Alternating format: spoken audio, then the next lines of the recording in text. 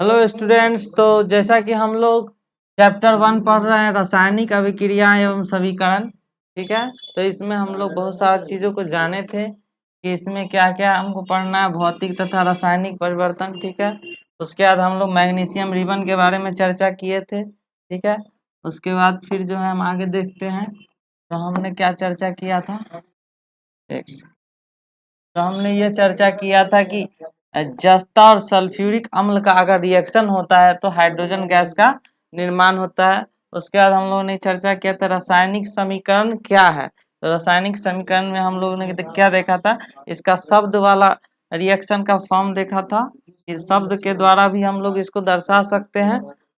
और हम लोगों ने क्या देखा था कि इसको जो है हम लोग संकेत के रूप में भी दर्शा सकते हैं। अब इसमें दो तरह का जो है समीकरण बन रहा है, एक ढांचा समीकरण बन रहा है जो कि बैलेंस नहीं होता है, और एक जो है कैसा होता है, बैलेंस होता है, उसको हम लोग बैलेंस करते हैं। तो बैलेंस करना क्यों जरूरी है, क्योंकि हमको द्रव्यमान संरक्षण का नियम को फॉलो करना होता है। ठीक है, जितना मास रिएक्शन से पहले है उतना ही मास रिएक्शन के बाद भी होना चाहिए। जितना नंबर ऑफ एटम जो है रिएक्शन से पहले है, ठीक है, जैसे एक जिंक इधर है तो एक जिंक इधर भी होना चाहिए, ये बात हम लोग समझे थे।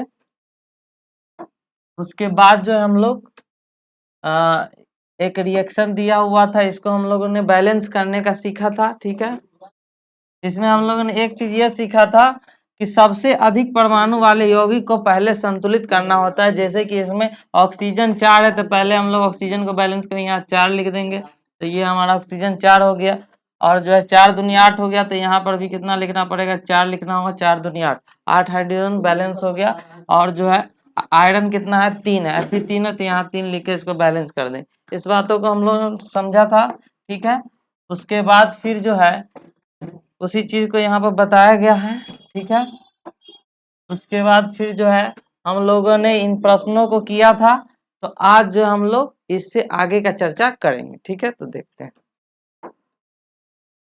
तो आज हमारा जो टॉपिक है रासायनिक अभिक्रियाओं के प्रकार, यानी कि रासायनिक अभिक्रिया का कितना प्रकार है उसके बारे में चर्चा कर रहा है।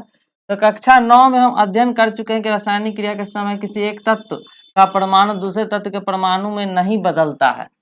हम लोगों ने ये चीज जाना है कि एक तत्व का परमाणु दूसरे तत्व के परमाणु में नहीं बदलता है। ठीक है, न तो कोई परमाणु मिश्रण से बाहर जाता है और न ही बाहर से मिश्रण में आता है। ठीक है, ये बातों का चर्चा हम लोगों ने 9th में किया था। वास्तव में किसी रासायनिक अभिक्रिया में परमाणुओं के आपसी बांध टूटने और जुड़ने से नए पदार्थ का निर्माण होता है। तो होता क्या है कि जो बॉन्डिंग है वो बॉन्डिंग टूटता है और वो दूसरे में जाके जुड़ जाता है। ठीक है, अब जैसे यहाँ पर जो है हम देखते हैं कि ये ऑक्सीजन है। ठीक है, और यहाँ पर क्या हाइड्रोजन है, तो कहीं ना कहीं हाइड्रोजन जो है एटम, ये हाइड्रोजन परमाणु वो यहाँ से निकल के यहाँ पे क्या हो गया, जुड़ गया। ठीक है, तो ये कहीं ना कहीं CaOH बना दिया। ठीक है, तो क्या हो रहा है कि ये बात है कि हमारा परमाणु के आपसी आवरण टूटने एवं जुड़ने से नए पदार्थों का निर्माण होता है। ठीक है, नए पदार्थ का निर्माण कैसे होता है,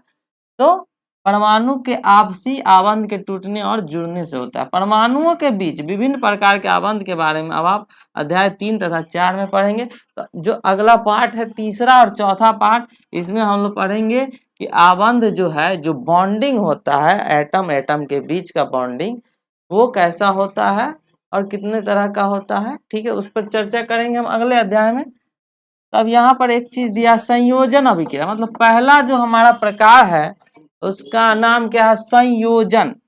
संयोजन मतलब हो गया कहीं ना कहीं जुड़ना। ठीक है, इसको हम लोग कॉम्बिनेशन रिएक्शन के नाम से भी जानते हैं, कॉम्बिनेशन रिएक्शन। ठीक है, तो क्या होता है, इसमें जुड़ जाता है। जैसे यहाँ पर देखते हैं CaO है और H2O है।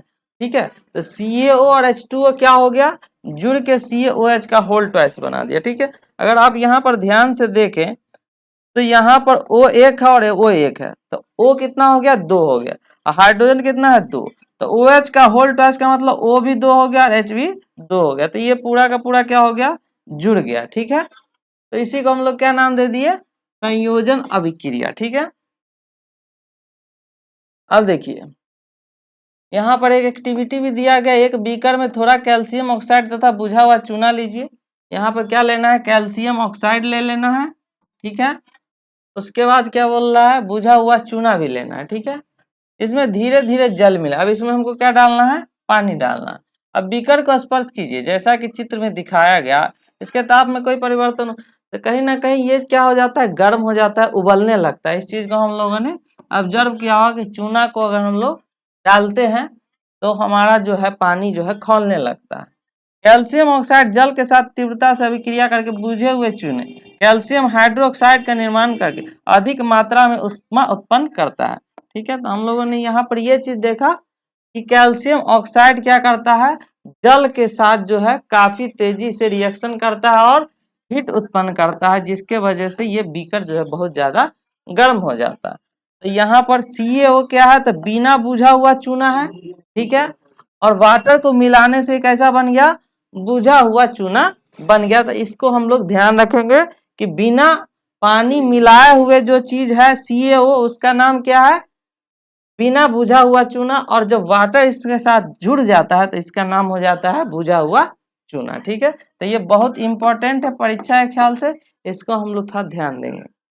इस अभिक्रिया में कैल्शियम ऑक्साइड तथा जल मिलकर एकल उत्पाद, ठीक है। तो दो कंपाउंड है, ये दोनों कंपाउंड क्या हो गया, मिल करके एक कंपाउंड बनाया, ठीक है। तो ऐसी अभिक्रिया जिसमें दो या दो से अधिक अभिकारक मिलकर एकल उत्पाद का निर्माण करते हैं उसे संयोजन अभिक्रिया कहते हैं, ठीक है। तो संयोजन अभिक्रिया किसे कहते हैं, इस प्रश्न का उत्तर हमें यहाँ से मिल जाएगा, ठीक है। और उसका एग्जाम्पल में हम लोग इसको लिख देंगे कि ये हमारा क्या हो गया, एग्जाम्पल हो गया, ठीक है। ये हम लोग को क्लियर हुआ। तो एक प्रश्न हम लोग को यहाँ पर मिला, क्या, संयोजन अभिक्रिया किसे कहते हैं, संयोजन अभिक्रिया किसे कहते हैं, और इसका उदाहरण भी हमें मिल गया, ठीक है। यहाँ तक उम्मीद है आप लोग को समझ में आया होगा, ठीक है। आगे हम लोग देखते हैं।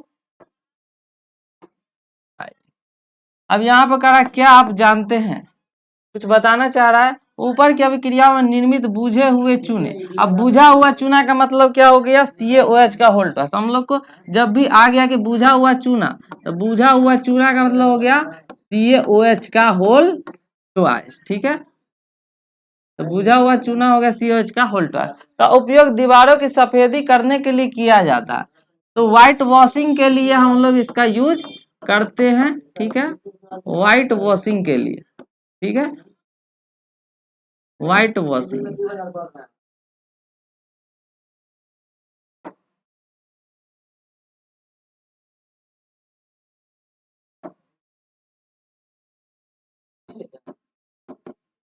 ठीक है, व्हाइट वॉशिंग के लिए किसका उपयोग करते हैं, तो बुझे हुए चूने का प्रयोग करते हैं। तो ये बात हमारे लिए क्वेश्चन बन गया कि आपसे क्वेश्चन पूछ सकता है ऑब्जेक्टिव में कि दीवारों की सफेदी के लिए कौन सा चूना का उपयोग किया जाता है। ऑप्शन दे देगा CaOH का होल ट्वाइस, इस तरह से दे देगा। तो हम लोग को ध्यान रखना है कि CaOH का होल ट्वाइस इसका उपयोग होता है, ठीक है। कैल्शियम हाइड्रोक्साइड वायु में उपस्थित कार्बन डाइऑक्साइड के साथ धीमी गति से अभिक्रिया करके दीवारों पर कैल्शियम कार्बोनेट की एक पतली परत बना देता है। अब कैल्शियम कार्बोनेट का मतलब क्या हो गया, CaCO3, ठीक है। तो कंपाउंड और उसका सूत्र को हम लोग को थोड़ा ज्यादा ध्यान देना है, क्योंकि ये एग्जाम के ख्याल से महत्वपूर्ण हो जाता है और हमको आगे ये सब चीज फिर जरूरत पड़ेगा। तो इस कंपाउंड के फॉर्मूले को हम लोग को थोड़ा एकदम ध्यान से देखना है, ठीक है। तो ये एक पतली परत बनाकर सफेदी करने के 2-3 दिन बाद कैल्शियम कार्बोनेट का निर्माण होता है। तो कहीं ना कहीं ये स्लो रिएक्शन है, धीरे धीरे होता है, ठीक है। 2-3 दिन का समय लगता है और इससे दीवारों पर चमक आ जाती है। तो जब रिएक्शन कंप्लीट हो जाता है दीवार आपका चमकने लगता है, लेकिन जिस समय पेंट होता रहता है उस समय उतना चमक नहीं होता। ये बात हम लोग ने ऑब्जर्व किया होगा अगर हमारे घर में इस तरह से व्हाइट वॉशिंग अगर हुआ होगा तो, ठीक है। रोचक बात यह है कि संगमरमर का रासायनिक सूत्र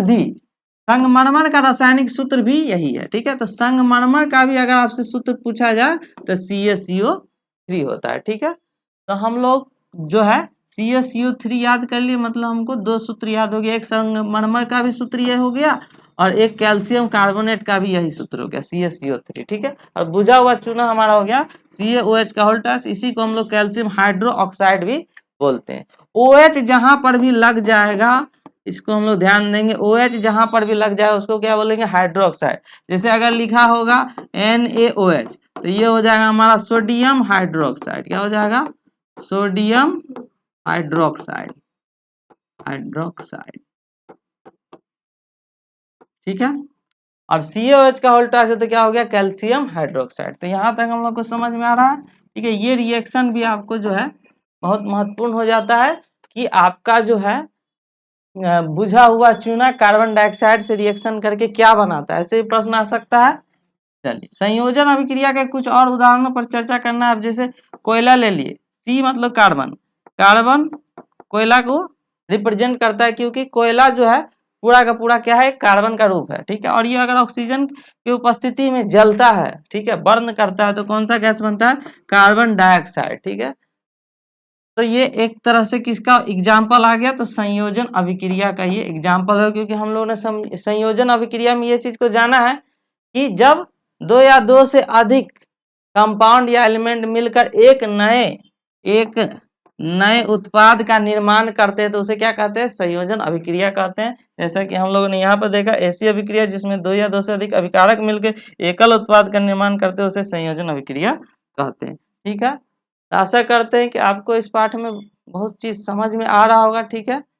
आज के लिए इतना ही, धन्यवाद। फिर नेक्स्ट टाइम मिलते हैं, थैंक यू।